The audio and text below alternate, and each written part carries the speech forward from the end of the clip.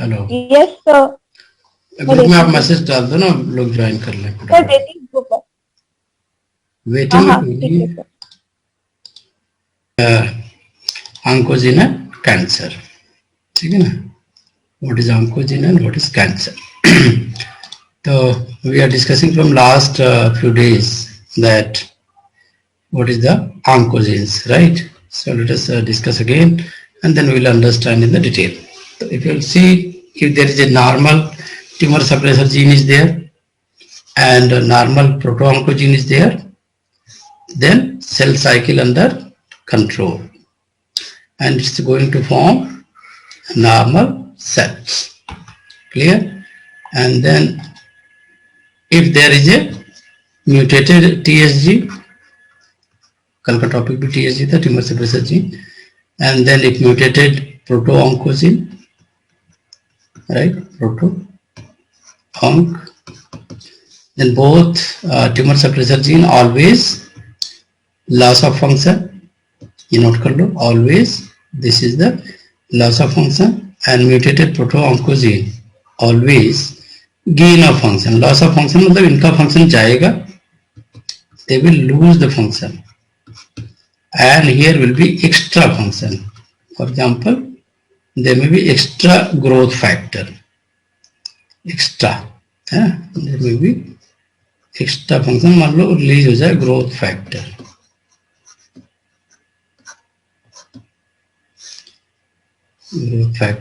then growth factor will help in formation of cancerous cell, right?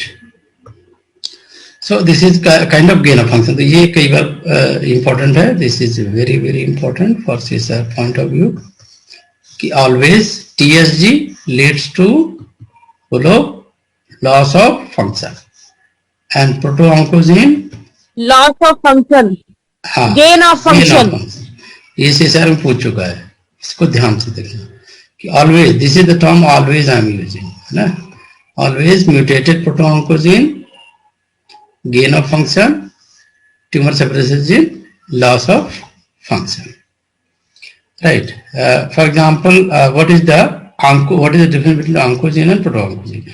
So if there is a proto-oncogene, then there will be normal function, normal growth factor, normal cell cycle, right? And there will be normal function. But if there is a cancer promoting agent, for example UV light, chemicals, then what will happen? These proto-oncogene will be converted into the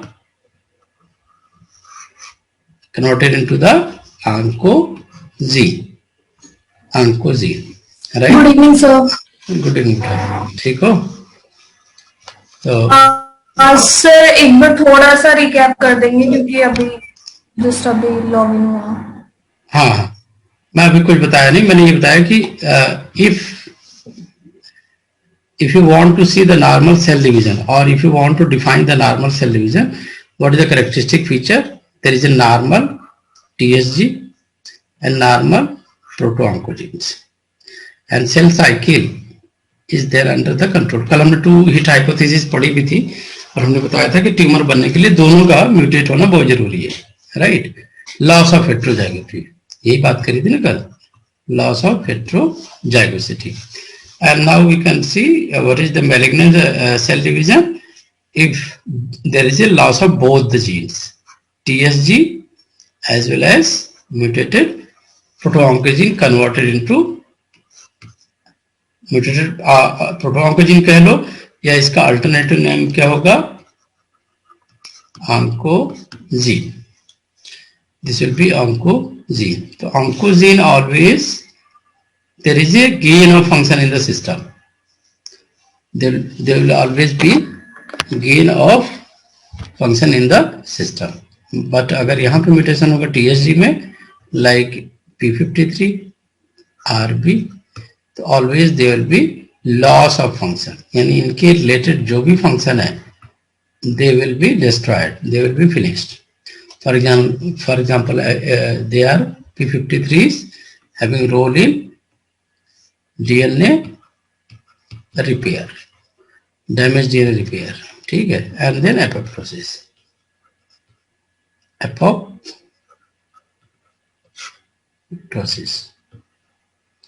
ठीक है ना। तो both are going to be lost, ठीक, इतना समझ में आया। That's why we are saying loss of function. Why we are saying here gain of function? Because if any proto-oncogene is converted into the oncogene by the mutation, for example ERB. ERB is a proto-oncogene, लेकिन ERB minus this will be the oncogene, ठीक है ना। ये mutate हो गया, mutate हो गया तो क्या हो गया, ERB माइनस और ERB प्लस में क्या डिफरेंस होगा? Tell me. If ERB normal, this is plus. They are secreting normal growth factor, and there will be normal cell division, है ना, cell division under control, cell division under control. Clear होगा? But यहाँ पे ERB minus का क्या नुकसान है? ERB minus, this is mutated, they are going to gain of function, the extra growth factor.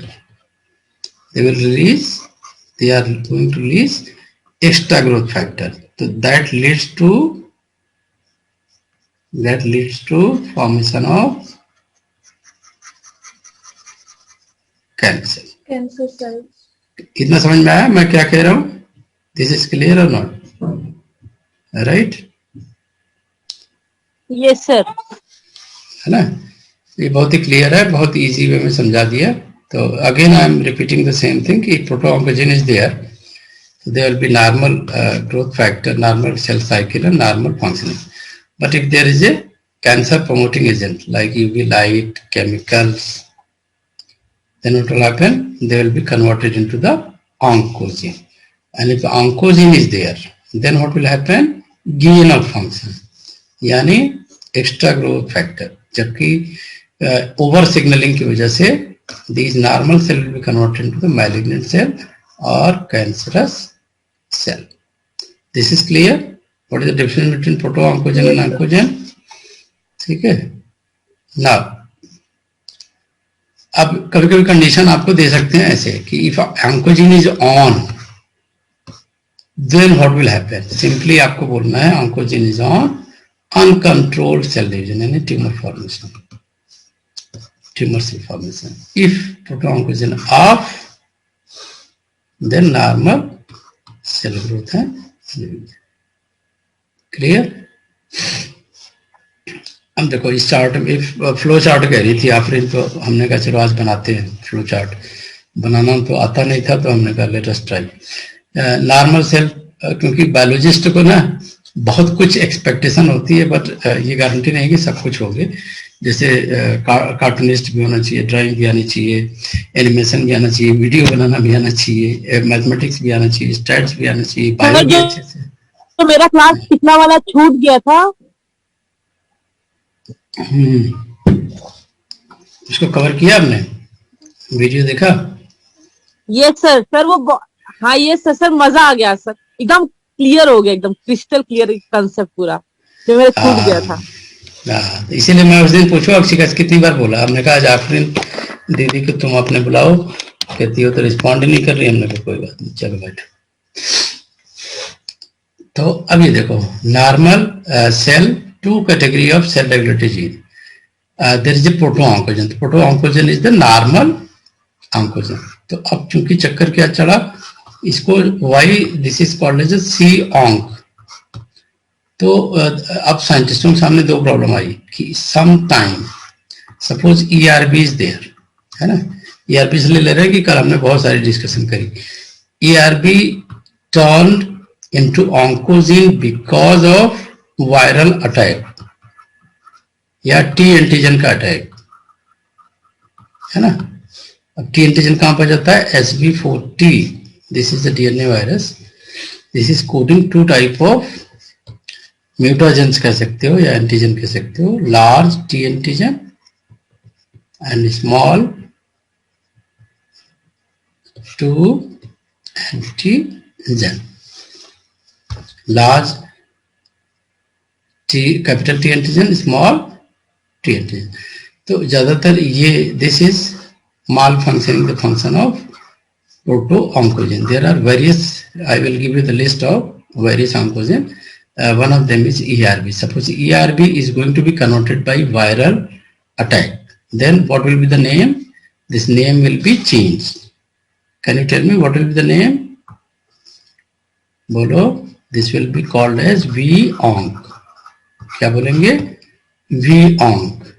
And if because of any other mutagenic agent, this ERB is going to be converted into oncogene, they will be termed as, बोलो, C oncogene. अभी clear हुआ? ये दोनों term आप देख देख के ना परेशान हो जाते होगे, आपका सिर दर्द शुरू हो जाता होगा कि ये दोनों नाम क्या आ रहे हैं. So this is only to designate the difference between the viral converted oncogen and cellular, because of cellular dysfunction or cellular problem, if anything is converted into the proto-oncogen. The proto-oncogen is converted into the oncogene. So what will happen? Then arrow देखो आप, flow chart is showing increased growth rate. Increased growth rate. And if there is increased growth rate, then what you can expect? Cancer. तो आपने देखा जैसे प्रोटो-ऑन्कोजन से ऑन्कोजन बन रहा है, what is the resultant? Cancer. And if tumor suppressor gene is there, and if they are going to be inactivated, then ultimately this can be turned into cancer, right? So there is a strong relation between, what I want to convey, there is a strong relation between TSG and proto-oncogen mutation. Both should be mutated. Note कर लो, both should be mutated for what? Cancer formation. Both should be mutated. ठीक है ना? Both should be mutated to be cell to be cancers. इतना clear हो गया concept? एक ही concept दिमाग में ना बताना पड़ता है. जैसे प्रोटो, देखो ये फिर से फ्लो चार्ट वही चीज है. Proto-oncogene normal growth factor, then normal cell. But proto-oncogene if converted into oncogen, then growth factor rate formation is very high, and as a result they are going to convert to the tumor cell. And this tumor cell, how you can differentiate between the normal cell and tumor cell? Normal cell require, always they require GF. ठीक है, always they require GF for the growth. But tumor cell will grow without GF. ठीक है, इसलिए मोदी जी को सब tumorous कहते हैं. क्यों ट्यूमरस कहते हैं? क्योंकि विदाउट जीएफ है ना, मतलब वाइफ के साथ नहीं रहते. नॉर्मल सेल ये आम आदमी है, इसको हमेशा सपोर्ट चाहिए, then it will grow, otherwise they will not be grow. And independent tumor cell is always independent of any growth factor. ठीक है. So what we can define a mutation within a proto-oncogen or within regulatory region. अब एक नया term हमने डाल दिया, अब थोड़ा मॉलिक्यूलर लेवल में आ जाते हैं. अब आपका दिमाग चकराने वाला है, थोड़ा टफ आने वाला है ना. सर ट्यूमर ग्रो करेगा विदाउट ग्रोथ फैक्टर? ट्यूमर नहीं, ट्यूमर. हाँ वही सर, ट्यूमर ग्रो करे विदाउट ग्रोथ फैक्टर. हाँ यहाँ बिल्कुल बिल्कुल बिल्कुल ट्यूमर की यही खासियत है. ट्यूमर इज, तभी तो मैंने अभी एक टर्म अभी मैं एक्सप्लेन करना है कि what is the hall mark of cancer. Hall mark of मतलब कैंसर, कैंसर मतलब ट्यूमर सेल की क्या क्या प्रॉपर्टीज हैं. तो ये 2000 में जो दिया गया, अभी जो आर्टिकल मैंने दिया है, 2000 में कहते थे कि भाई 6 फीचर्स हैं, है ना, 6 फीचर होने चाहिए तब मानेंगे कि कैंसर है। 2011 में कहते हैं, 2011 कहते हैं कि भाई 10 फीचर होने चाहिए तब मानेंगे कैंसर। 2008 का अगर बुक देखोगे, बुक इसीलिए मैं कह रहा हूं कि सारे कॉन्सेप्ट चेंज होते रहते हैं। 2008 की कोई भी बुक देखोगे तो उसमें हॉलमार्क ऑफ कैंसर केवल 8 दिया होगा। करंट वाला कौन सा है? दिस इज करंट वाला 10। तो ये मैं 10 आपको पढ़ाऊंगा कि what are the different features of the normal cell and tumour cell. अरे मेरी किस्मत कहाँ बदल गई यार, बीएचयू में इतना काम किया था मैंने, तो जहां पे रहता है आदमी उसकी इज्जत कम करता है। मैं सोचता था इधर जाऊंगा उधर जाऊंगा सारा चलो, वैसे बीएचयू में प्रोजेक्ट निकला था, मैंने भेजा था तुमको ऑफरिंग, है ना, सीवी भेज जा करो सब जगह, बाकी जो होगा देखा जाएगा। उसमें सिर्फ बायोटेक्नोलॉजी का बंदा मांगा है, सबसे बड़ी हैरानी बात है।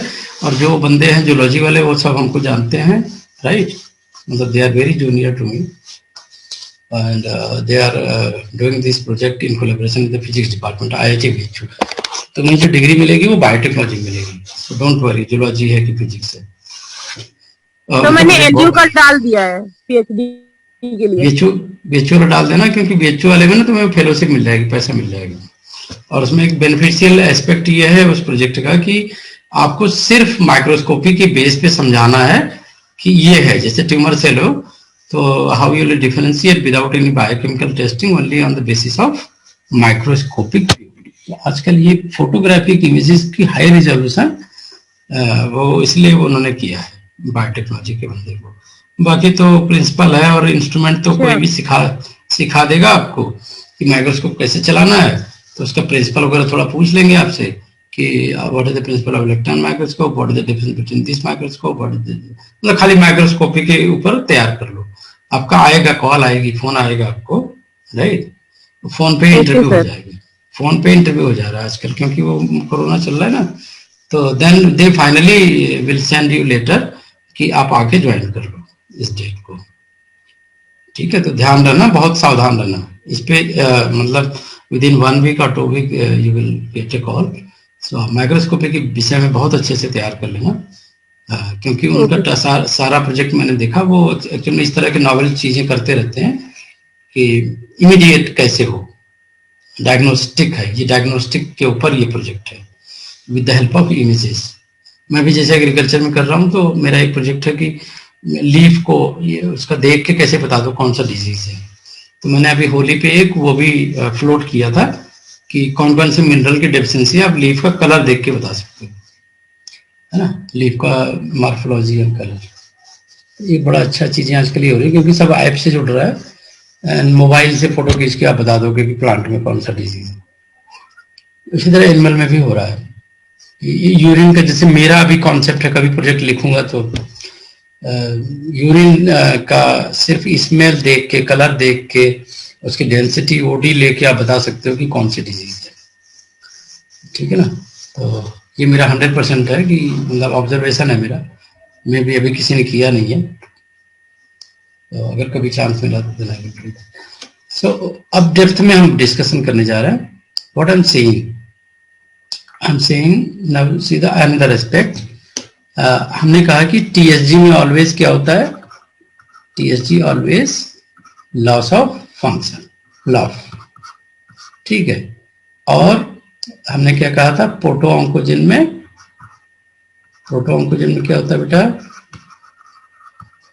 ऑलवेज गेन ऑफ फंक्शन, ये बोला था, राइट। क्या बोला था मुझे याद नहीं, भूल गया, मेरे ख्याल से यही बोला। हाँ सर यही बोला था आपने। हाँ, gain of function proto-oncogene, yes. लेकिन sometime there is a loss of function in the proto-oncogene, है ना, बिकॉज ऑफ सम म्यूटेशन। तो व्हाई दिस हैपेंस, तो some scientist found that there is 2 region in the proto-oncogene. One is the promoter region. Sir मैंने एक plant देखा था, उसमें टमाटर लगे हुए थे, छोटे छोटे सारे टमाटर लगे हुए, लेकिन उसका पत्ता जो है ना सारा एकदम सूख गया, पर टमाटर लगे हुए हैं सर, हाँ, और सारा पत्ता सूखा हुआ। हमको समझ नहीं आ रहा कि ये मतलब जिब्रिल तो टमाटर जिब्रिल होना ही नहीं चाहिए, तो सारा टमाटर सर लगा हुआ है। जिब्रिल कंसंट्रेशन हाई हो गया तो पत्ते पहले आ गए। अब बहुत ज्यादा हाई होगा तो टमाटर भी गिर जाएंगे। दिस इज द स्टार्ट, है ना। और आपने देखा होगा वो टमाटर जो भी रहेंगे लाल रंग के रहेंगे, आपने जो भी देखा होगा। हाँ ये सर। हाँ, तो इतना तो आप साइंटिस्ट बनना पड़ेगा आपको कि आप देख के बता दो कि what is the region, regulatory region, promoter region and regulatory region, ठीक है ना। हाँ Sometime- सर हमसे आंटी कह रही थी कि बता सर हमसे आंटी कह रही थी कि बेनी बता इसमें क्या कमी हो गई। तो मैंने कहा, पता नहीं आंटी। जिबरलिन ज्यादा बन गया है उसमें। उसको बोलो ना हाँ। आंटी को कि प्याज का रस, उसको प्याज का रस पिला दे। प्याज का रस जो है, जैसे छिलका होता है ना, हाँ वो ढेर सारे छिलका इकट्ठा करके उसको 2-3 दिन पानी में सड़ा दें, उसका पानी दे दें, वो सही हो जाएगा। तो there is a two region, promoter region, regulatory region. तो sometime suddenly you can see a loss of regulation because of increase in enzyme activity. So this is also a gain of function. तो gain of function की वजह से loss of regulation हो रहा है, right? So we will see more detail about that. कि there are, what are the reasons behind these mutants, है ना, mutation. So there may be various mutation. For example, there may be a chromosomal translocation, there may be point mutation, right? So there may be some mutagens, some may be UV exposures, right? So ज़्यादातर important है chromosomal translocation, because of which you can see from one chromosome to another chromosome there is a shift. For example, you can see in case of Philadelphia chromosome, अक्सर ये example पूछा जाता है CSR में, है ना। In the case of Philadelphia chromosome there is a translocation event is there, and this was first observed by Peter Nobel and David Hungerford. So they observed that there is a shift of some portion of the one chromosome into another region, right? So broken end of chromosome 22 into the 9th chromosome, यहाँ भी चला गया कुछ portion. तो and that was what 9th chromosome पे there was absence of BCR gene, but 22 chromosome पे BCR gene था, लेकिन BCR gene shift कहाँ हुआ? It was shifting from 22nd to 9th, है ना, 22nd से 9th में चला गया, and this fuses with the fragment of chromosome 9 that contain also another gene that is the ABL1. अब ये हमने बताया ना, कैंसर होने के लिए दो कंडीशन चाहिए, एक तो TSG का भी म्यूटेंट हो जाए प्लस प्रोटो ऑन्कोजीन हो जाए, दोनों के कॉम्बिनेशन से you can C, and that's what happening here in the case of Philadelphia chromosome. मेरे पास एक डायग्राम भी होगा, मैं दिखा देता हूँ।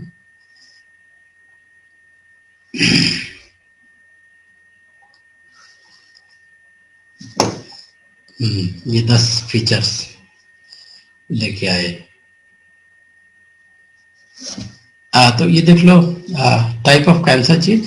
फॉर एग्जांपल ऑन्कोजीन का फंक्शन बता दिया था। It's normal function is promote cell division, mutated function is abnormal cell division, that is enhance growth factor. Tumour suppressor gene suppresses cell division, but in the mutated function they are failed to suppress cell division. Basically they are working as a checkpoints molecule.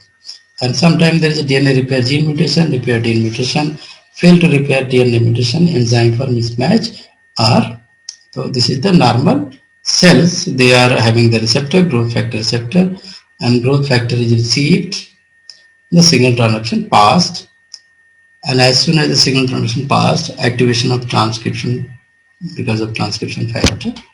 And then relationship between gene product of proto-oncogene growth factor. Example IGF growth factor receptor for ERB2 RET, है ना, signal transition factor for example cytoplasmic kinases, है ना. तो then you can see cell cycle and proteins for example cyclin D से भी tumour होता है, पता है आपको.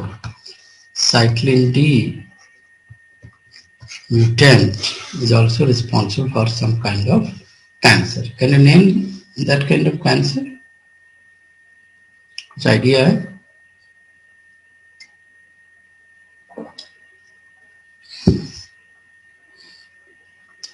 तो चलो, what is the neoplastic cell? Sometimes it is asked, it's a definition. So diagrammatically it has been presented. Increase in growth factor, increase in growth factor receptor also, then increase in signal transduction, increase in activation of transcription. This is called as the neoplastic cell. Okay, तो हाँ वही मैं बता रहा था कि what may be the reason. There may be point mutation, insertion or deletion that give rise to an overactive gene product or lead to an increase in transcription. There may be gene amplification. ये तीनों reason याद रखना. First क्या है बोलो? Point mutation. Second gene amplification. What is the gene amplification? Gene amplification means additional copies का add होना, right. Additional copies का ऐड होना. ये वन, अब ये सेकेंड कॉपी, ये third copy. Now what you will say, this is what, this is gene amplification. What is this? This is gene amplification. क्या है ये? Gene amplification. किसका? Proto-oncogenes का. Right? So now this is also going to be problematic. And third one is chromosomal translocation. And what is the effect of this chromosomal translocation? Especially chromosomal translocation मतलब पूरा का पूरा नहीं, some part. Especially when proto-oncogene is going to move to a different chromosomal site. Associated, that is associated with increased expression or to fuse with another gene to produce a protein that has, ये देखो बहुत important है ना, they are fusing with another gene to produce a protein that has oncogenic activity. ठीक है, that is oncogenic activity. Alright, तो अभी clear हो गया. There may be various problems in the normal proto-oncogene. There may be gene mutation, point mutation, there may be additional genes or gene amplification, there may be fusion transcript. इस पे question CSR में खूब आ रहा है. CSR वाले ऐसी जगह question पूछते हैं जहां पे पानी कम था. हमारी तो नाव वहां डूबी जहां पुराने पिक्चरों के डायलॉग ऐसे होते थे, राइट. सो हाँ, fusion novel regulatory sequences. Okay, fusion transcript novel regulatory sequences. Okay, इतना क्लियर है? चलो, तो ये सेम चीज है, बट इसमें थोड़ा सा मॉलिक्यूलर बायोलॉजी हमने डाल दिया है. बार बार हम बात कर रहे हैं ग्रोथ फैक्टर ERBB2 की या ERB की, right. So growth factor gene amplification for example हो रहा है, तो देन व्हाट इज एक्सपेक्टेड. तो एक ऐसे कंडीशनल क्वेश्चन भी आते हैं आपके CSR में इन सेक्शन C.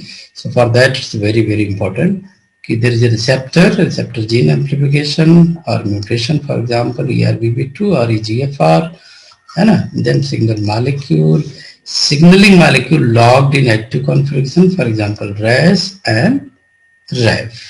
अभी एक्टिवेशन हो रही है.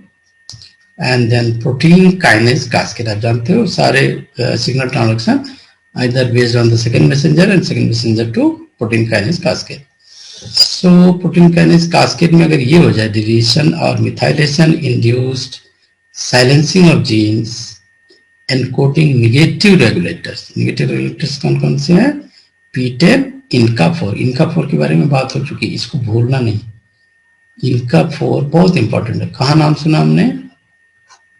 ये निगेटिव रेगुलेटर है, इतना तो याद रखो। These are the negative regulator, these are the negative regulator. ठीक है, नेगेटिव रेगुलेटर में तो क्या करेंगे भाई, right? So they will dysfunction some transcription factor gene amplification, right? Amplification, transcription factor gene amplified हो गया। तो अब क्या हो रहा है, वेरी हाई ग्रोथ फैक्टर, है ना, या translocation of some oncogene, proto oncogene, जैसे myc and ERG TMPRSS2, target gene में cancer, target gene activation, for example the cell cycle regulatory gene cyclin D, target gene activation, for example cyclin D, target gene inactivation, for example DNA repair gene BRCA1। तो ये अगर DNA repair gene थी, लेकिन अगर ये mutate हो गई तो फिर ये लीड्स टू ब्रेस्ट कैंसर, या इसमें डिस्टर्बेंस हो गया साइक्लिन डी में तो ब्रेस्ट कैंसर, कोई और तरह का कैंसर। तो कहने का मतलब है कि depends on the kind of mutation or the kind of loss of function or gain of function, you can see the final resultant into the cancer. So there are various things involved, है ना?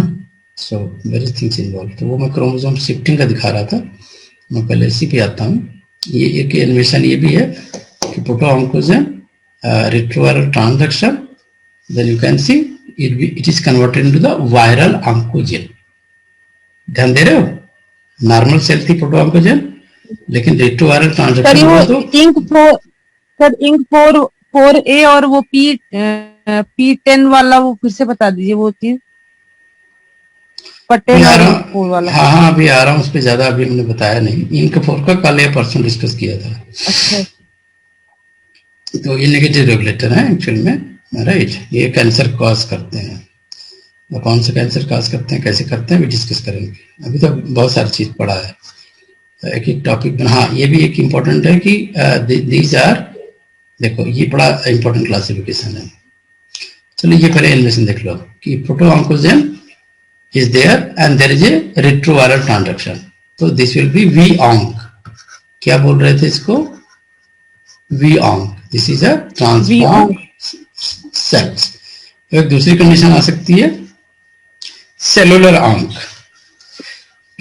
है ना? ये we ऑन्क हो गया, ये सी ऑन्क हो गया because of mutations, because of viruses. यहाँ पे ट्रांसफॉर्मेशन हो रही सेल की, यहाँ पे वायरस अटैक हो रहा है, रेडिएशन। ये पूछ सकते हैं एग्जाम्पल में कि if the protogene is attacked by viruses or radiation or genetic predisposition, this will be example of C-onc or V-onc. So only in the transformed cells it will be called as a V-onc.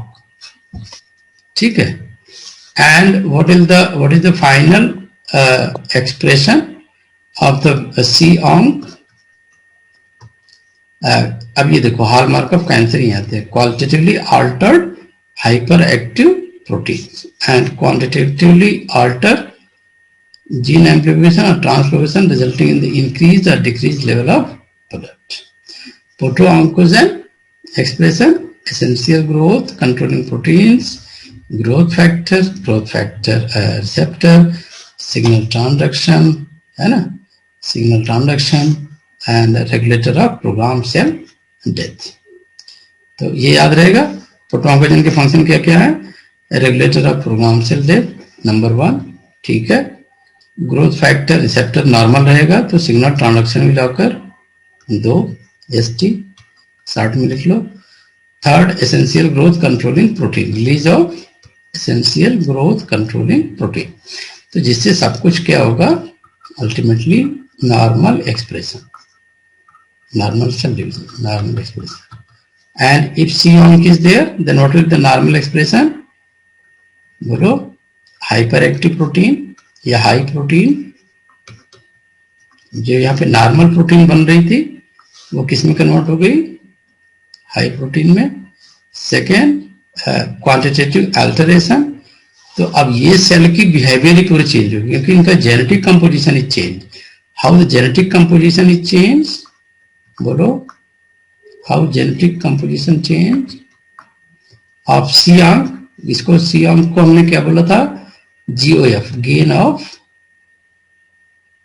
Function ही बोला था ना, tumour suppressor gene, loss of function, right, gain of function. तो high protein and changes in the genetic composition, कैसे genetic composition, because there is a additional gene that is called as a gene amplification,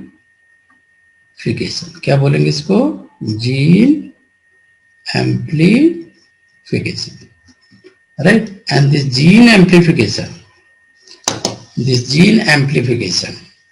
or translocation result in either increase or decrease level of products.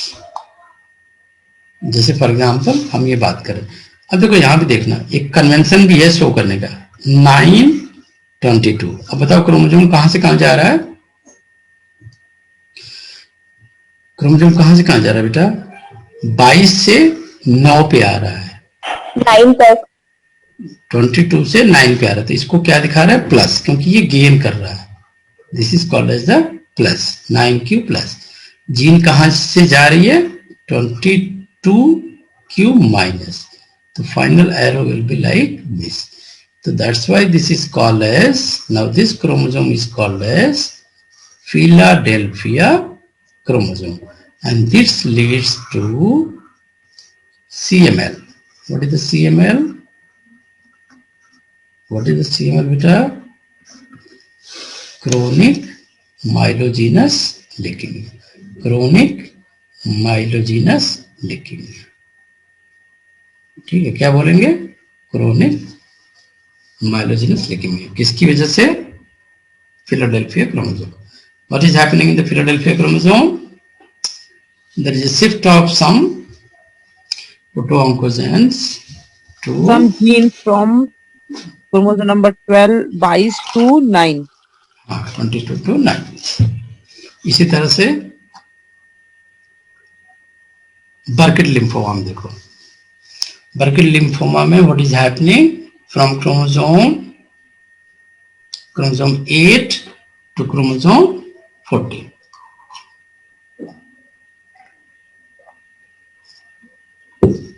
Chromosome 8 to chromosome 14, किस, ये number याद रखना, कौन सा chromosome है, बर्किट lymphoma में, BL, बर्किट lymphoma में 8 to 14, CML में 8 14 CML में 22 से 9, 22 9 है ना, 22 to 9, फिडेल्फिया 8 to 14। क्रोमोसोम, फिडेल्फिया क्रोमोसोम 22 9, हाँ, अब बर्किट यहाँ में 8 बर्किट में 14। 8 to 14, ठीक है, 8 to 14, या ऐसे याद रख लो, किसी किसी का ट्रिपल अल्फाबेट बहुत अच्छा होता है, 814, 229,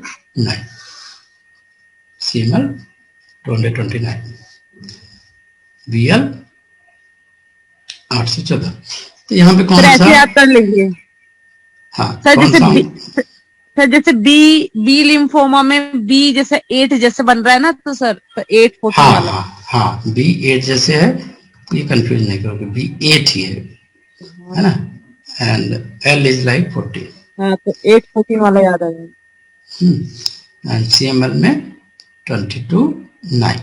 सर फिडेल्फिया में डबल पी है, तो 22 वाला याद करके 229। हाँ हाँ ठीक है, सो यहाँ पे फिडेल्फिया कौन सा, पीपी, यस हाँ कौन सा शिफ्टिंग हो रही है, सी मिक पोर्शन शिफ्ट हो रहा है फ्रॉम 8 to 14, और किस रीजन में शिफ्ट हो रहा है, एंटीबॉडी बनाने की जो रीजन है CH और BH, वहां पे देखो शिफ्ट हो गया, तो CH और C myc, right, CH C myc, और यहां भी शिफ्टिंग हुई, ये VH कहां चलाया, 8th पे चलाया, ठीक है ना, तो C myc protein, this is acting as a transcription factor, and because of shifting this has a enhanced expression,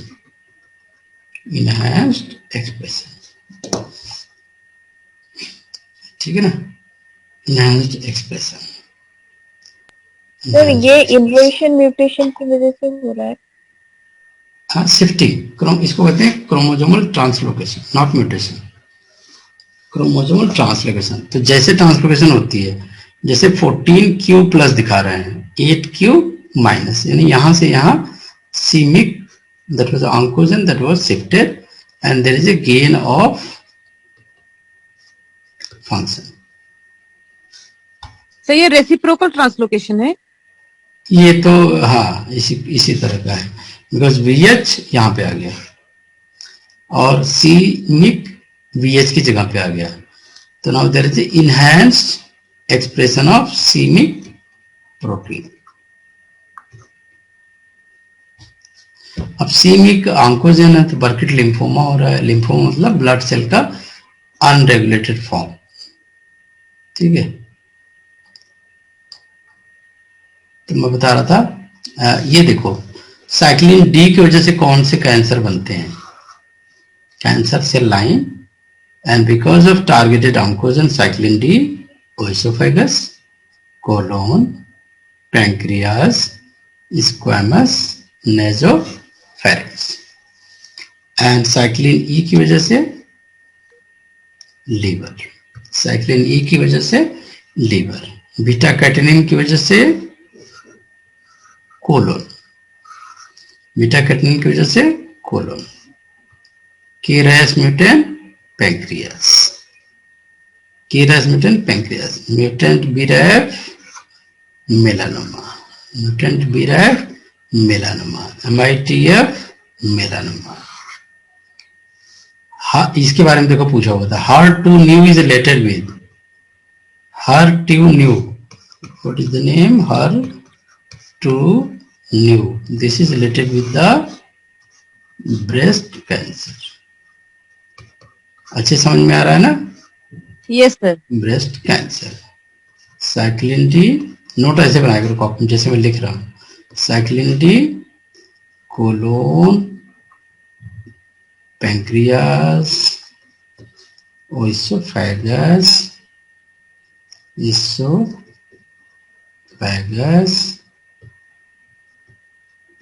squamous, nasopharynx. अब वहीं पे साइक्लिन ई का लिख लो, एक ही है इसका, दैट इज लीवर।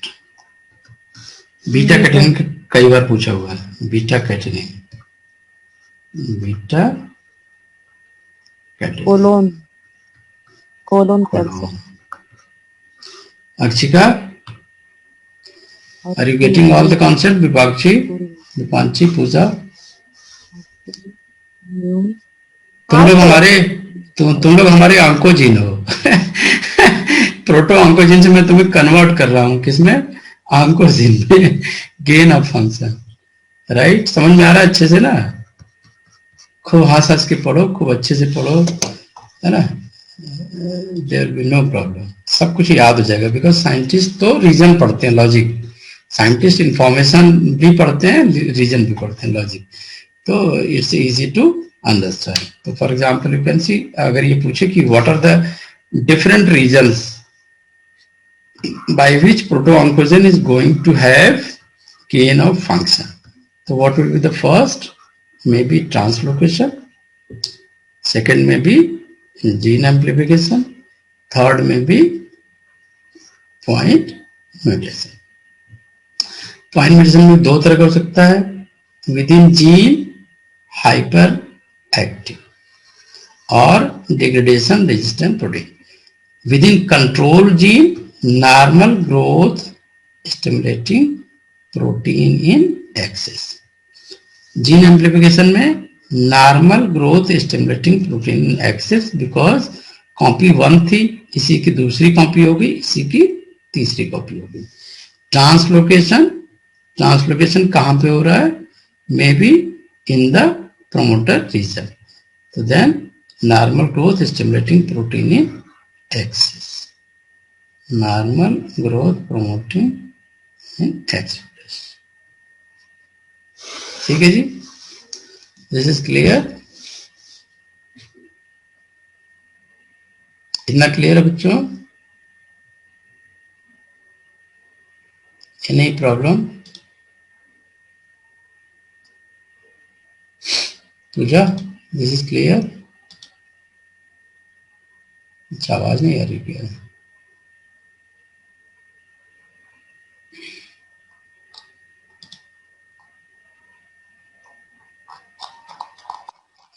सारा जो पढ़ाना था वो पीछे चला गया, ये एनिमेशन में आ गया।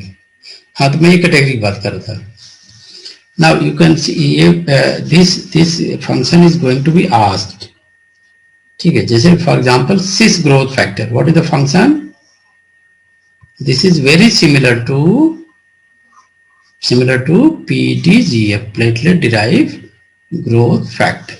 And what about the growth receptor? First one is growth factor, second one growth factor receptor. Growth factor receptor हम बार बार ERBB की बात कर रहे थे, न्यू की बात कर रहे थे, ERBA की बात कर रहे थे, MFMS की बात कर रहे थे। तो again you can see neu is related to the this is the gene that induce cellular proliferation. Protein HER2 related to EGF receptor. ERB receptor for epidermal growth factor.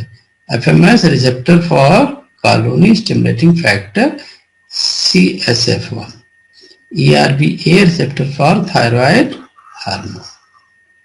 Receptor for thyroid hormone. Signal transducer SRC tyrosine kinase. ABL tyrosine kinase. NRAS GTPase activity. KRAS GTPase activity. Right? HRAS GTPase activity. Transcription factor June FOSS Mick कौन कौन से हैं? जून, बोलते रहो मेरे साथ, FOSS बोलने से ना याद हो जाता है, fish June फॉस्मिक DNA binding protein, component of transcription factor API, transcription factor API. Sir HER2 का रिसेप्टर न्यू है। हाँ, यही तो ध्यान देना है, ठीक है ना, इसलिए ऑब्लिक लिखा जाता है ना, ऐसे ऑब्लिक करके क्यों लिखा जाता है?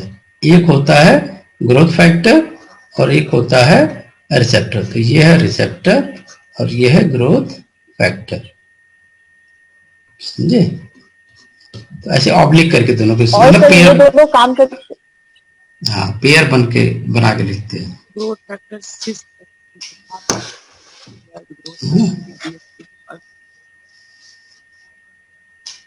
ठीक है, क्या बोल रहे थे Deepika?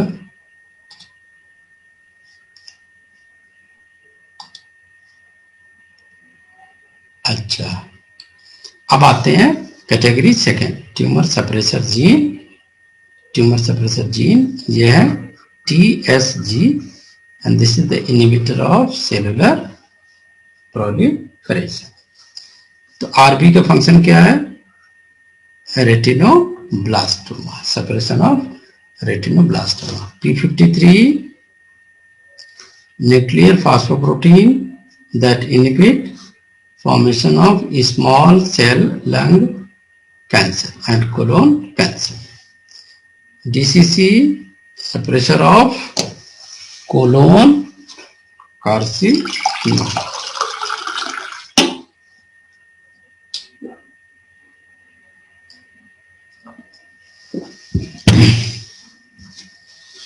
Suppressor of colon carcinoma. APC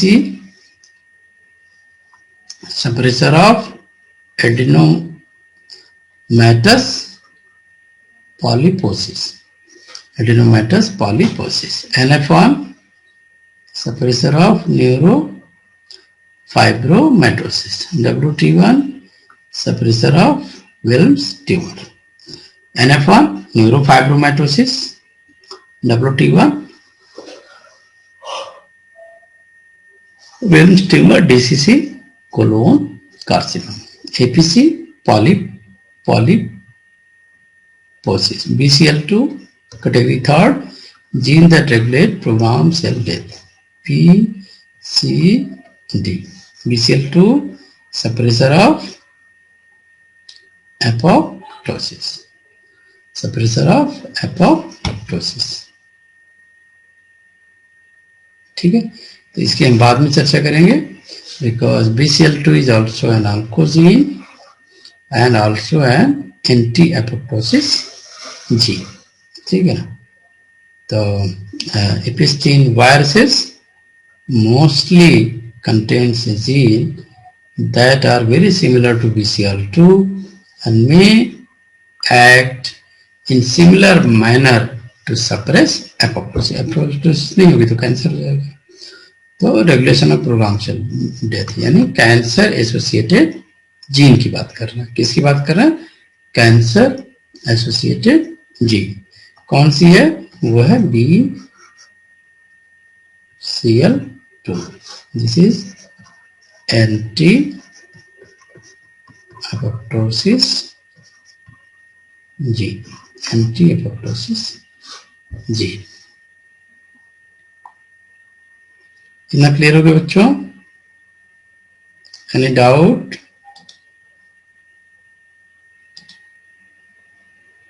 नहीं समझ में आया?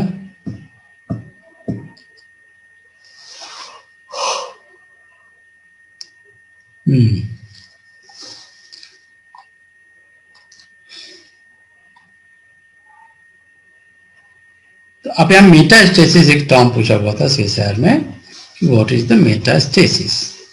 तो now you can C in the sequence wise. This is a normal epithelium.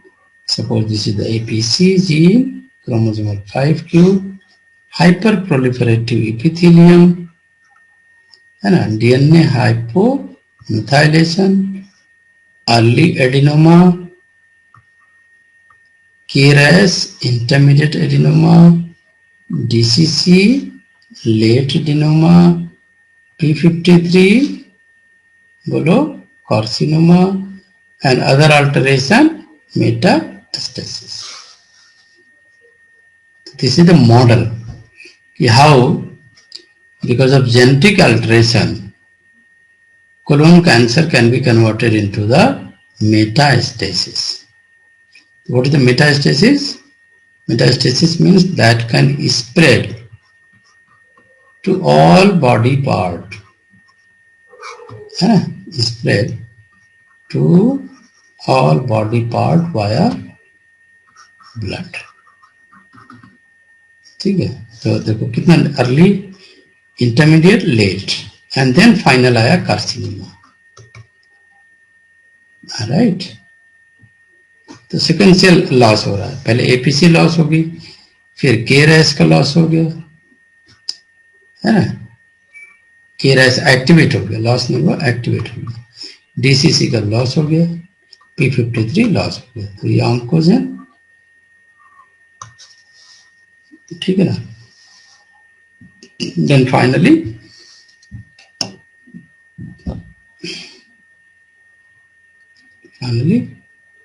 Metastasis. तो हॉलमार्क ऑफ पढ़ लें. What is the hallmark of cancer? So now you can see this is a feature of cancerous cell, motility and invasion. So because of motility and invasion, you can say them as a metastasis. Metastasis. Plasticity, modulation of microenvironment, colonization. Right, तो एक तो ये cancerous के feature हो गए, और ये before that. इसको और समझने के लिए और भी देखना पड़ेगा. These are the 10 features of cancers that is called as hallmark of cancer. Number 1 क्या लिखा है? पढ़ो तो सब लोग. Avoid immune destruction. Second, enable replicative immortality. Third, activates invasion and metastasis. Fourth, induce angiogenesis. Fifth, resist cell death. Sixth, deregulate cellular energetics. Seventh, sustain proliferative signaling. Eighth, evade growth suppression. Ninth, possesses genome instability and mutation. Tenth, mediate tumor associated inflammatory response. ठीक है जी, अब इसको detail कर देते हैं थोड़ा तो और ज्यादा समझना। तो ऐसे समझो, हॉलमार्क ऑफ कैंसर पहला क्या होगा? Immortal. Immortal means they are cannot undergo apoptosis, genetically unstable. ठीक है, normal cell is genetically stable while cancer cell is, बोलते रहो यार, तुम लोग सो गए क्या? Akshika. And then third one is sustain proliferation. Proliferation का लगातार होगा, इसलिए sustain proliferation. Evade apoptosis, then altered metabolism. हाँ, एपोप्टोसिस नहीं होगा। Evade apoptosis means apoptosis is not possible. Alter metabolism मतलब ग्लाइकोलिसिस का रेट इसमें बहुत हाई होगा, very high glycolysis. Inflammation and evade immune killing. Angiogenic मतलब more blood vessel formation, more blood vessel formation, and resist growth suppression and they are more invasive, यानी Meta causing metastasis, फैलता है metastasis. What is the hallmark of metastasis? Motility invasion, modulate microenvironment, plasticity and colonization. ठीक है, यही इस picture में था। ये है metastasis, मेटास्टेसिस। ठीक है, क्लियर हुआ? Motility invasion, modulate microenvironment, plasticity and colonisation, these are the hallmark of cancer cell. ठीक, तो सेल सर्वाइवल के लिए क्या क्या चाहिए? पॉजिटिव रेगुलेटर, टीजीएफ बीटा चाहिए। यस, बोलो आफरीन, तुम्हारे इंटरेस्ट की चीज आ गई। फिर MAP kinase, yes. STAT, yes. PI3K, yes. Ras, yes. अब इनका सबका म्यूटेशन होगा तो क्या होगा? सेल विल बी, बोलो, cancer.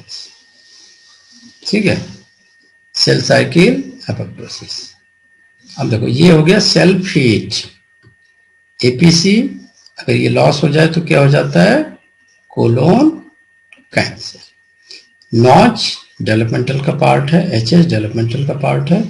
Chromatin modification, you know, they are changing the cell fate, transcriptional regulation, and this is the genome maintenance part, that is DNA damage control. ये किसको असाइन किया गया है? P53। ये देखो 2000 में there was only 6 hallmark of cancer. याद करना पड़ेगा तुम्हें, अगर मान लो पूछ दिया तो याद होना चाहिए। Evading growth suppressor, activating metastasis, enabling replicative immortality, inducing angiogenesis, resisting cell death, sustaining proliferative signal. इतना क्लियर है? ठीक है बेटा। एक नए फीचर भी जुड़े हैं अभी, वो 6 और 8 के अलावा DNA damage stage, mitotic stage, proteotoxic stage, metabolic stage, oxidation stage. ठीक है, बाकी तो फीचर पहले थे। 1 2 3 4 5 6 7। ठीक है, 7 तो पहले से थे। फिर 8 9 10 11 12, ये अभी आ गए 12 बढ़ गए। ठीक है,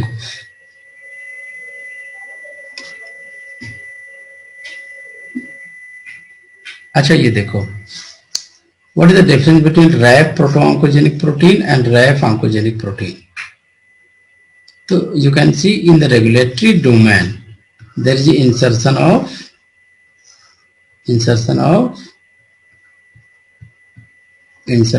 GAG protein. ठीक है, तो इस तरीके से चेंजेस होते रहते हैं, फ्यूजन प्रोटीन बन जाता है. As a result they are making the fusion protein. ठीक है, any question?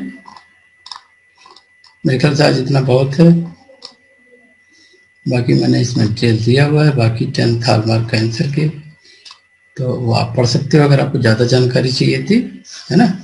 Hallmark detailed, self sufficiency in growth signal, sustaining proliferative signalling.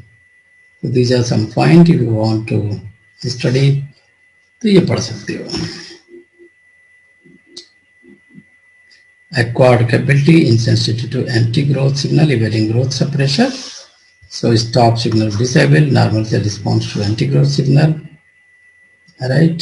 And anti-growth circuit converge into tumor suppressor and code, for example, RB and T53. तो ये सारा पढ़ सकते हो. Hello, कौन गया? अच्छा, दीपिका गई. ठीक है बच्चों, तो आज यहीं तक रहने दें, कल पढ़ेंगे एपोप्टोसिस. ठीक है जी, बोलो. Yes sir. है ना, तो अभी अच्छे से पढ़ाई करो, कॉन्सेप्ट एक बार क्लियर हो गया ना, फिर आपको कोई भी हिला नहीं सकता.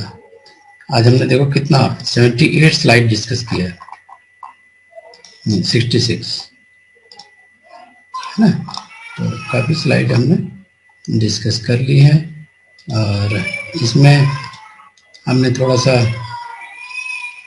डिस्कस करना रह गया था, प्रोटो-ऑन्कोजेन एम्प्लीफिकेशन देख रहे हो, पॉइंट म्यूटेशन, ट्रांसक्रिप्शन, और ये ऑन्कोजेन रैस मिक है ना, ये डिस्टर्ब हो रहा है तो पूरा आपका इनहिबिट कर रहा है जीवन फेज. जीवन फेज में का कंट्रोलर कौन है?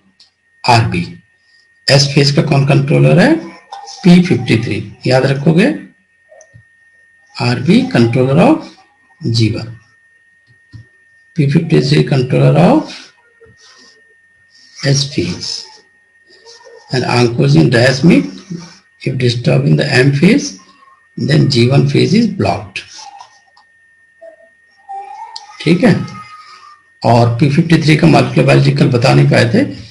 P53 एंड MDM2 इन दोनों का पेयर अगर बनता है, right, and then you can see there is a additional function gained by this two coupled protein whenever there is a exposure by the X-rays or any kind of DNA damage. तो DNA damage होता है तो क्या activate होता है? ये पहला question होता है CCR का. In the case of DNA damage, what is activated? So this kinase is activated. What is the name of kinase? First kinase is, बोलो, ATM. Second one is CHK1, CHK2, and then this paired MDM P53 is going to be phosphorylated by CHK1, CHK2. तो अब जैसे phosphorylate होगा P53, MDM2 is going to be released. ठीक है, ये याद रखना, ये बहुत इंपॉर्टेंट है सर के लिए. Then active P53 bind to regulatory region of P21G. अब P21 को bind कर दिया, there will be transcription of P21 mRNA. अब ये P21 mRNA is a kind of coding CDK inhibitor protein. SIP इसको बोलते हैं, CDK inhibitor protein. क्या बोलते हैं? SIP, CDK inhibitor protein. हाँ सी। तो ये क्या करता है कि जितना भी ये तुम्हारा एक्टिव G1 SCTK है या SCTK है, मेकिंग देम इनएक्टिव। कितना क्लियर हो गया? And if DNA is not damaged, then MDM2 P53 is going to be degraded by proteasomal complex. ये छूट गया था ये बताना, ATM ATR का DNA damage response. I think ये आपको क्लियर हो गया होगा। आप ये बता देते हैं कि जब माइटोजन आता है then what is happening. So there is mitogen and mitogen receptor, then because of ras signalling there is a MAP kinase cascade, right. तो अब क्या होगा? Activation of transcriptional regulatory protein, immediate early gene expression. Myc की बात बार बार आ रही है, मिक, रैस, रैप, आपको कॉन्सेप्ट बिल्कुल क्लियर हो जाना चाहिए, ठीक है, कहीं भी कंफ्यूजन नहीं होना चाहिए। एक बार ऐसा कॉन्सेप्ट क्लियर करो, सेकंड टाइम में कहीं से कुछ भी पूछे आंख मूंद के जवाब दो। तो कई बार इसको पढ़ोगे फिर हो गई है। डिलेड रिस्पॉन्स जीन एक्सप्रेशन, ये इंपॉर्टेंट है। मिक एक्सप्रेस हुआ तो डिलेड रिस्पॉन्स जीन एक्सप्रेशन किसका? फॉर G1 CTK, क्योंकि G1 से जाना है S फेज में, G1 से कहां जाना है? S फेज में। अब ये एक्टिव हो गया G1 CTK। Now active RB protein मैंने बताया था G1 में कौन सा प्रोटीन है? RB, right. तो RB, हाँ RB, active RB protein, inactivated ETF protein, दोनों मिलके and they are what they are doing, they are making the E2F protein active, and this allow entry into the S phase, and then G1S CTK becomes active, और ये active हो गया तो S phase में entry होगी तो there will be cyclin E, cyclin A formation, then active SCTK, then DNA synthesis. अब SCTK is high, then again there is a positive feedback, and they are inactivating RB protein, ठीक है ना, inactivating RB protein। तो RB और E2F ये दोनों ही responsible है for active G1 CTK। ये कई बार बता रहा हूं। RB का क्या रोल है? RB एंड E2F प्रोटीन है ना, responsible for transition of G1 into S phase, ठीक है बच्चों।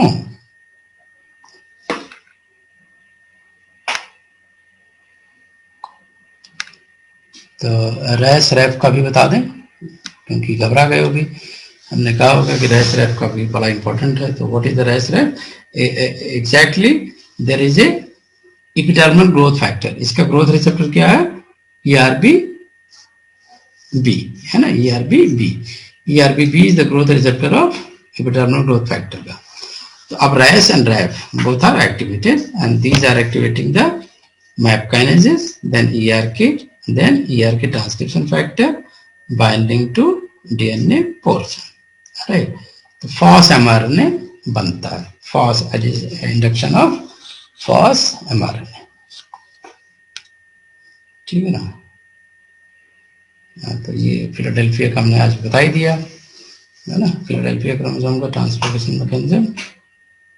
और ये बहुत सारे टाइप 40 तरह के कैंसर है ना, जिनके पीछे ये देखा है कि विच ऑन्कोजेन इज रिस्पॉन्सिबल। जैसे एसएमओ ध्यान देना, बेसल सेल कार्सिनोमा, रायसियन का पूछता है, लिकीमिया, रैस के थायराइड, रैसियस थायराइड है ना, B raf, melanoma, colon carcinoma, PI3 K, also ovarian, lung, breast carcinoma है ना, ऐसे c myc Burkitt lymphoma, c myc breast lung carcinoma, kit gastrointestinal stromal tumour, ERB2 breast है ना, बीटा कैटेनिन,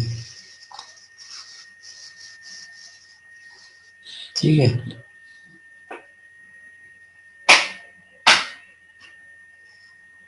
तो कभी कभी ये आपको CSR दे सकते हैं, ये कॉट कर्व है ना, cot curve hybridisation of SRC specific cDNA to normal chicken, quail and duck DNA. What you can see, all their hybridization, COT, what is COT? Time of hybridization है ना, half DNA, जिसमें वो time जिसमें half DNA hybridise हो जाते हैं mostly, क्योंकि converted है प्रोटो ऑन्कोजन टू ऑन्कोजन, तो they are showing the uniform, सारे जो है जितने भी ट्रांसफॉर्म है एक ही तरह का पैटर्न दिखा रहे हैं सबको।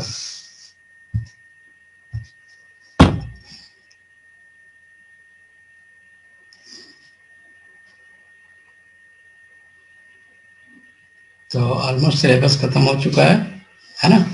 एक चीज ये पूछा हुआ है कि how human papilloma virus is going to convert normal, है ना, जीन इनटू ऑन्कोजीन। तो इसमें ध्यान देना, जो हाँ E6 एंड E7 नोट कर लो, नोट कर रहे हो, E6 E7 E6 and E7 induce transformation of interacting with host cell protein that control cell proliferation and survival. ठीक है, तो E6 and E7 protein is acting as a transforming factor. It's very similar to SB40. नाम क्या है? E6 E7. They are very similar to बोलो SB40 T antigen, ठीक है ना, and they are affecting the RB and P53. तो specially E7 किसको bind कर रहा है? RB को। E6 बाइंड कर रहा है P53 को। तो E7 पहले बाइंड कर रहा है, ध्यान देना, और E6 बाद में।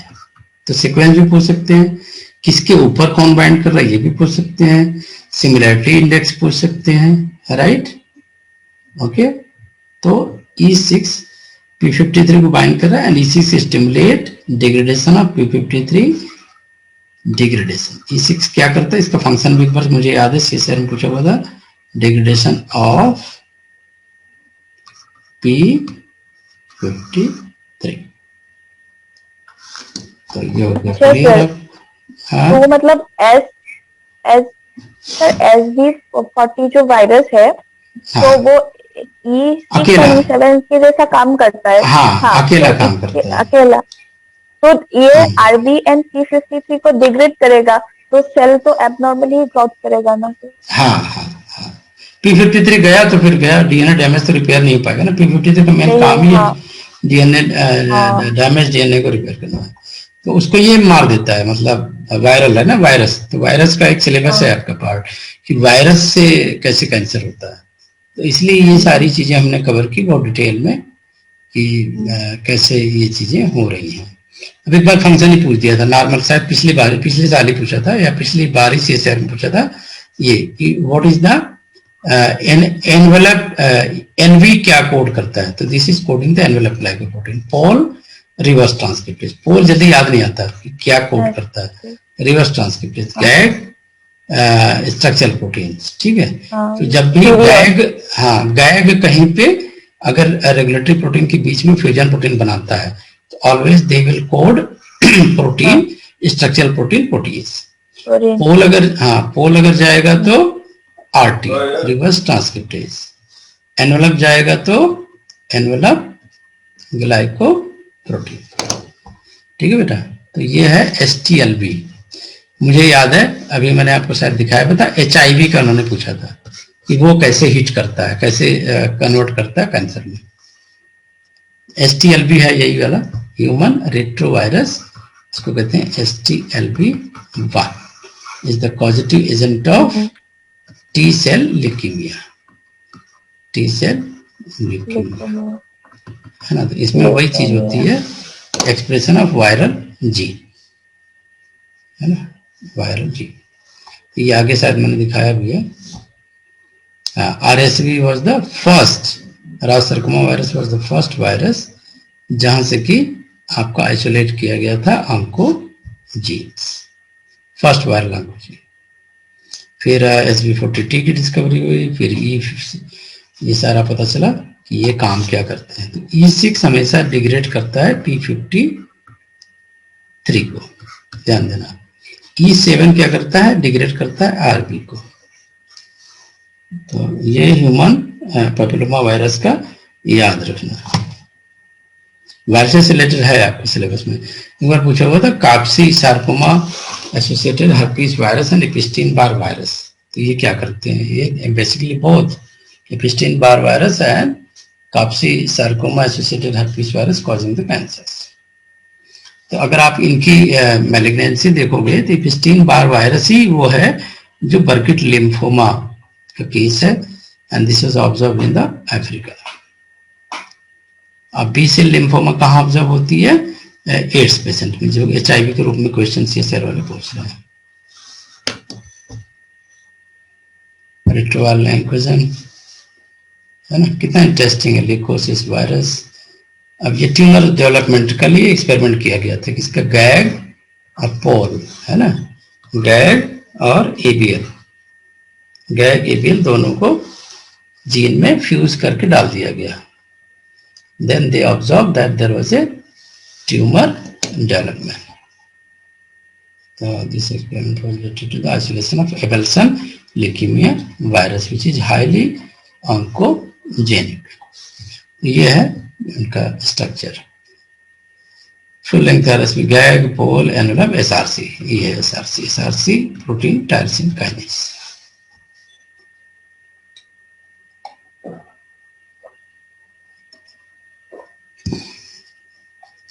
तो काफी डेप्थ में आप लोगों ने पढ़ लिया, ठीक है। Who control the cell division and cell growth, mitogen. Revision कर लें थोड़ा, mitogen, growth factor, survival factor.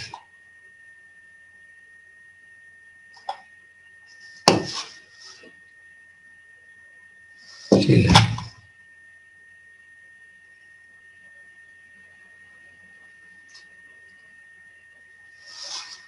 Demonstration एक चीज छूट गई पढ़ाना, और बता देते हैं जल्दी से, है खत्म ही होगी, कहाँ चली गई, रुक जाओ।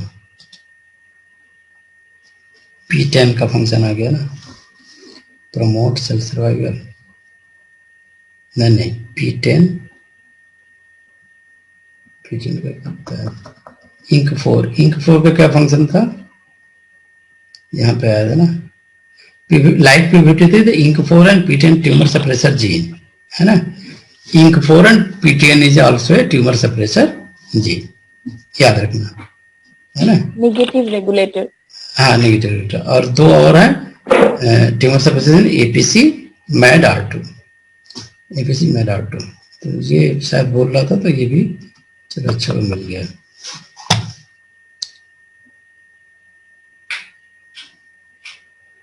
इसको क्या हो गया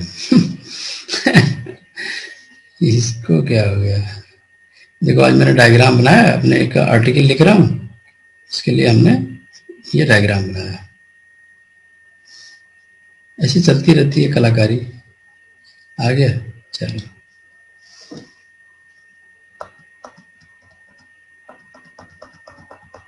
हम लोगों ने काफी डेप्थ में जाके पढ़ाई करी है, इसको रिवाइज करते रहना है ना, रिवाइज नहीं करोगे तो भूल जाएगा। रिवाइज करने का है, नोट बना लो या PPT डाउनलोड करके देख लो एक बार, या सोते समय तो एक बार माइंड में रिवाइज किया करो, है ना। पॉजिटिव रेगुलेटर पूछ सकता है, ये RB का कौन सा है from G1 to S phase, वो है CDK4/6, P16 CDK4/6, P16 is the negative regulator, जबकि CDK4/6 and cyclin D positive regulator. तो अभी मैंने बहुत सारी चीजें जो कि बताई है, कई बार बताई है, एक बार बताई है, 2 बार बताई है, और बताई जरूर है। हेलिकेज रेप्लिकेशन को कौन कंट्रोल करता है, MCM हेलिकेज है ना, क्या नाम है, MCM helicase. MCM helicase will be loaded. अब जैसे DNA रेप्लिकेशन हो रही है तो CDK amount should be low S phase में, phosphorylation of helicases, and if phosphorylation of helicases this prevent reloading of helicase.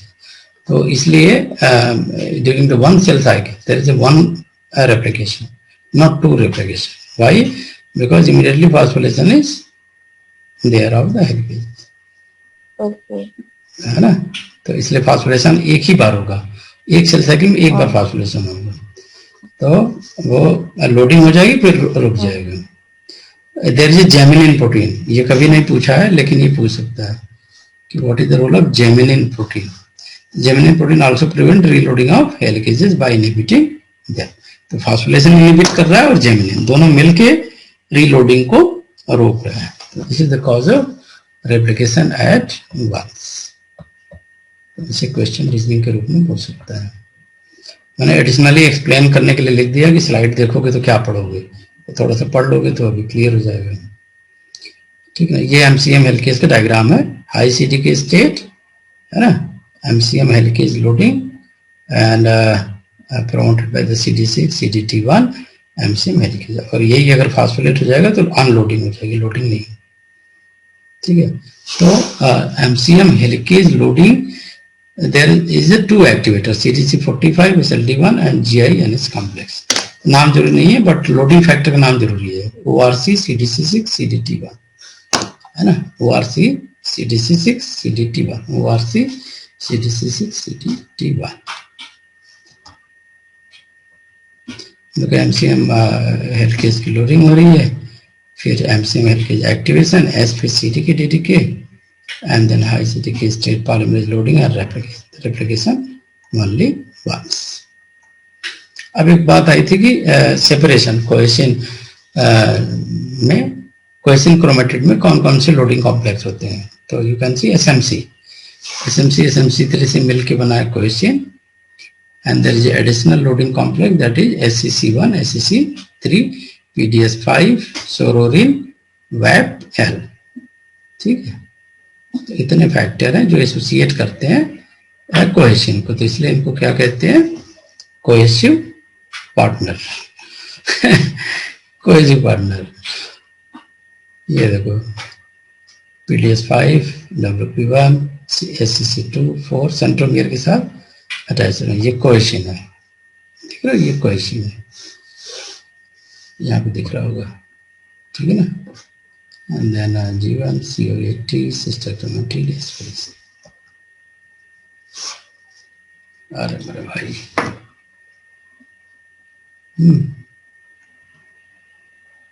पूरा प्रोफेस पोलोकाइनेज और aurora बिकाइनेज का रोल पूछ सकता है।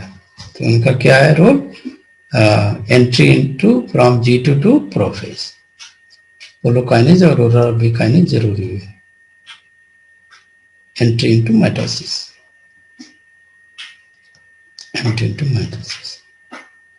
What is cohesinopathy? जब कोहेसिन प्रोटीन डिस्टर्ब हो जाती है then this is called as the cohesinopathies and this causing the limb disease and intellectual disability। ठीक है बेटा, ये सब पढ़ाई दिया। हाँ, ये ग्राफ पूछा हुआ था CSIR में ऊपर वाला कि माइटोटिक सीडीके किस स्टेज में हाई है एंड वाई, है ना। तो ये आपको बार बार देखना पड़ेगा। What is the role of CDC25, CDC25 phosphatase है, ठीक है। ये वाले कलर के जो होते हैं वो समरी होते हैं, CDC phosphatase, B1 kinase, Bioorientation of sister chromatid। Separase, what is the role of separase? Chromosome segregation, है ना। Separase mediated cleavage of cohesin। तो cohesin जो ब्रेक होता है वो किसकी हेल्प से होता है, separase, and then there is a chromosome segregation। तो सेक्वेरिन का काम क्या है, सेपरेज का काम क्या है और कोहेसिन का काम क्या है, तीनों का पूछता है। ये डायग्राम से तुम याद कर सकते हो, right. This is the cohesin, first diagram है ना, ये कोहेसिन है, सेपरेज, सेक्यूरिन, एपीसी, CDC20। ये क्या है, प्रोटीसोमल डिग्रेडेशन की तरफ जा रहा है, यूबिक्विटिनेशन हो रहा है and then there is a degradation. Degradation पूरा नहीं हो रहा है, ये ओपन हो रहा है, कोहेसिन ओपन हो रहा है, कोहेसिन डिग्रेडेशन हो रहा है with help of separase and securin both. ये बोल सकता है कि सेपरेज उसमें फास्फोलेटेड होता है कि नहीं, तो उसमें separase is phosphorylated, separase securin complex is phosphorylated. and with the help of APC CDC20 they are going to be utilized and degraded.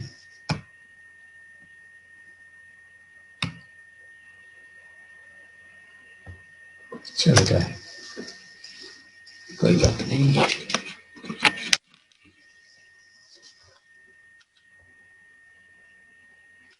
Mitotic exit में कौन रोल करता है? This is CDC14. Mitotic CDK inactivation triggers exit from mitosis. ये inactive हो जाता है, CDK totally inactive हो जाता है. यही एक स्टेज है जहां CDK लेवल बिल्कुल खत्म हो जाती है, बाकी सब में कांस्टेंट रहती है. Completion of mitosis. ठीक है. ATM, ATR, CHK1, CHK2 इसका रोल बता दिया आपको, है ना. ऑनगोइंग डीएनए रेप्लिकेशन ATR, इसको ध्यान से फिर से देख लो क्योंकि ये बार बार पूछ रहा है CSR में.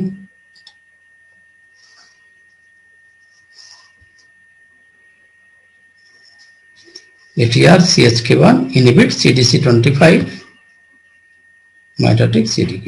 DNA damage to ATM with CHK1-2 via CDC25. CDC25C को ये भी इनहिबिट कर रहा है.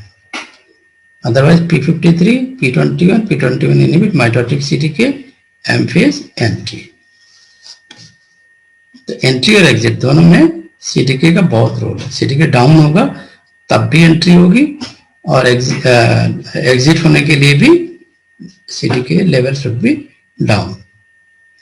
डीएनए डैमेज मान लो इस फेज में है G1 में, ATM P53 P21 G1 CDK down, halt कर गया. हॉल्ट करके डीएनए रिपेयर एक्टिविटी. ठीक है ना. तो ऐसे पढ़ाया है कि तुम्हें याद रहेगा आराम से, कोई ज्यादा टेंशन बाजी की जरूरत नहीं है. तो इसी के साथ हम खत्म करते हैं ये सारी कहानी. प्रैक्टिस करते रहना. और इस बार का टेस्ट भी थोड़ा टफ होगा, संडे को नहीं होगा क्योंकि संडे को हमारा एक कॉन्फ्रेंस स्टार्ट हो रहा है इंटरनेशनल. तो होपफुली नेक्स्ट वीक टेस्ट होगा. इस बार टेस्ट ब्लैंक रहेगा. ये अगर सैटरडे को पॉसिबल हुआ तो आई विल ऐड. ठीक है बच्चों. This is the end of 178 slide. कितने लोग रुके हो? अच्छा साले रुके हो. चलो thank you so much. Bye bye. Good night. Any question? चलो ठीक है. Take care.